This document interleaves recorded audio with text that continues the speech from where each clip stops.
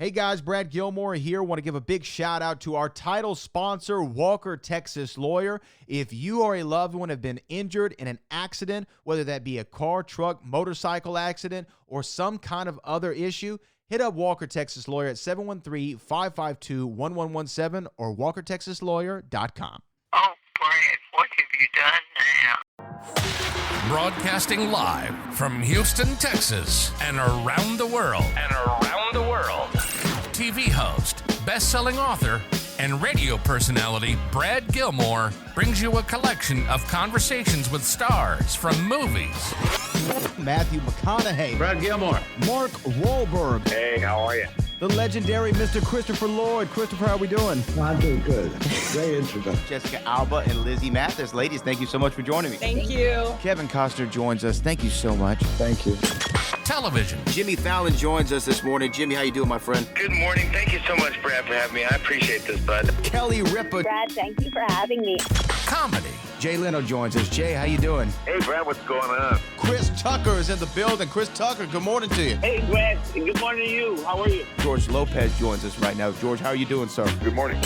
Music. Lola Monroe. Thank you. Thank you for having me. The legendary frontman of AC/DC, Brian Johnson, joins us right now. Brian, how you doing? Good morning, Brad. What lovely to talk. You me funny lad. Megan Trainor. Thank you so much, Brad. You're awesome. Chloe Bailey joins us. I appreciate the time. Appreciate you. And more.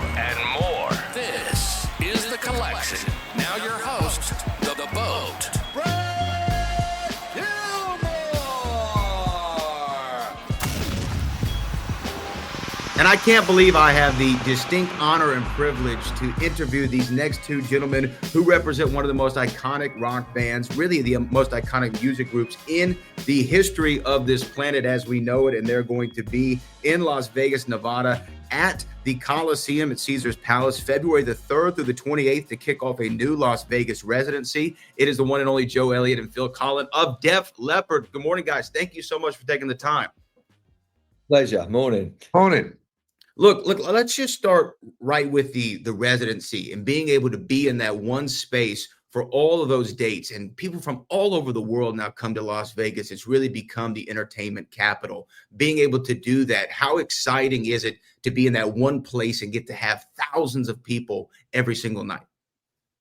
It's great. And knowing that, you actually kind of work it accordingly to it. Like you change the set around for different nights because you're having people from South America, from Singapore, Japan, and everything coming over there. So you make it special, and you can actually really improve on the show when you're in the same place for God knows how many. We're there for a month, So it's going to change in a really good way. You can really kind of hone the skills of the set and everything.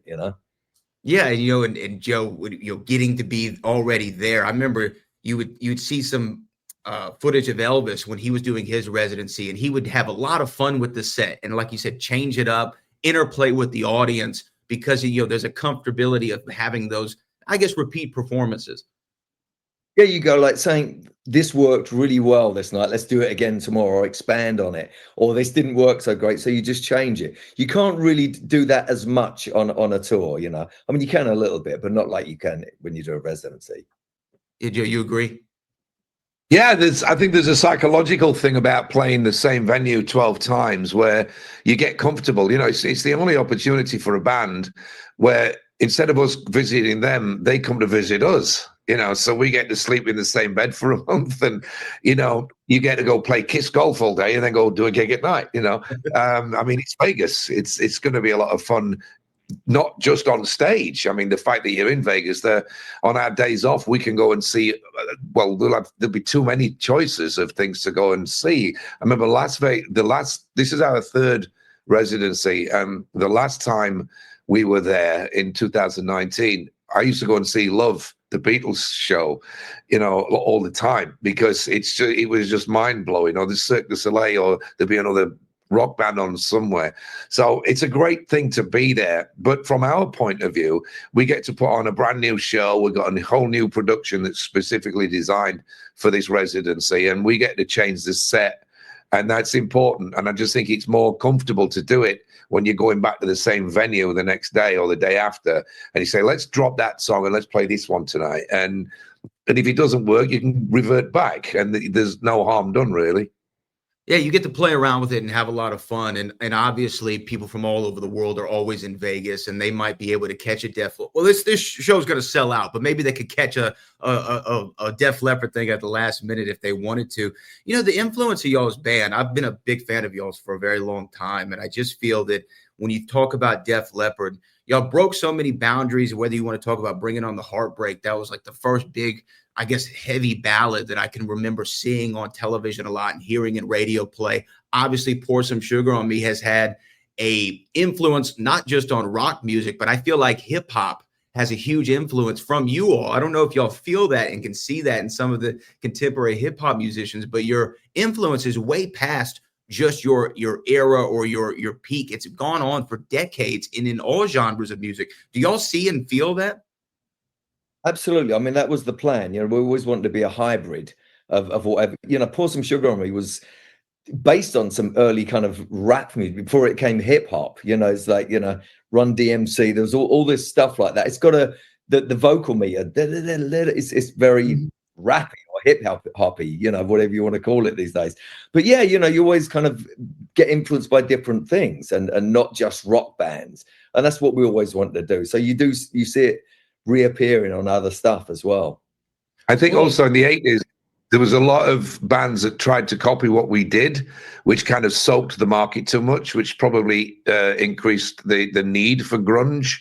But I think since that's passed and our popularity kind of returned, if you like, you see our influence of our music mostly in country. Actually, in fairness, country music and in hip hop, it's not so much in rock. So that's great because it means that we can plow that particular area ourselves, and there's no competition, which is great for us. But you do hear the spill off of our stuff in, you know, maybe Shania Twain or Garth Brooks, bands like that, you know.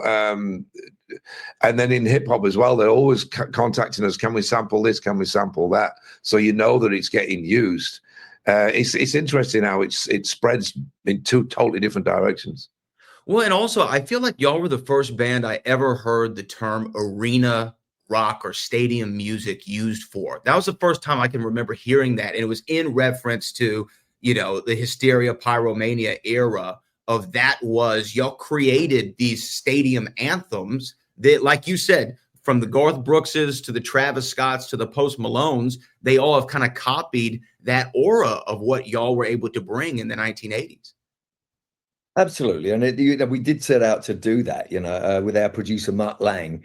We'd try and make these anthems that would actually work on that kind of stage, if you like, you know, in an arena or a stadium. We actually even talk about when it's like, yeah, does it have that thing? And, you know, obviously a song like Pour Some Sugar on Me or Rock of Ages, they definitely do. And later, you know, we've got a song called Just Like 73, same kind of deal, works great, same kind of vibe, really. Stadium rock, yeah. So my final question for you all, and I could talk to you all day because I would love to go through your discography and break down certain songs and things that I've always wanted to know. But I want to ask this, it's the relationship to the audience. I think that for a performer, it's the most special relationship because you can't really define it. For me, it's like the wind. You can feel it, but you can't see it or hold it, but you know it's there. And to be able to bring that after all these years, what is that relationship like with the audience on stage, if you can do your best to put it into words? I think that when you've been around for a long time, whether it be like the Stones or the Who, have been around in like 60 years, and us, I think we're 45, 46 years, whatever it is, it grows and it changes. It's a moving being, the whole relationship with the band and the crowd. You know, when we first started out, it was small, and then we had a huge success and the crowds got bigger. And then, like most bands that have been around for a long time, it wanes, it goes away, it comes back, and people get married and have mortgages and they can't afford to come, and then they get a promotion and they do well and they have kids, and then they bring their kids, they come back after 15, 20 years because we're around, we're a constant in their lives at home, maybe on CD players or whatever they've got, you know, streaming these days, and then they come back to the arena. or the stadium or whatever, and they bring their kids. And like just the other day in Saratoga Springs, there's like kids on the barrier down the front, like 10 years old with their parents. And I saw this at a Stones gig years ago, and I saw like a granddad, a son, and a grandson, 11, 35, 60 or whatever, all singing Satisfaction. I'm thinking, I hope that happens to us one day. And it has been happening for 10, 12, 15 years now. It's a great feeling. It really is. Well, it will continue. Again, I really, y'all are icons in my eyes, and your influence is going to be felt for generations to come. And I just really appreciate the time this morning. Pleasure. Thank you.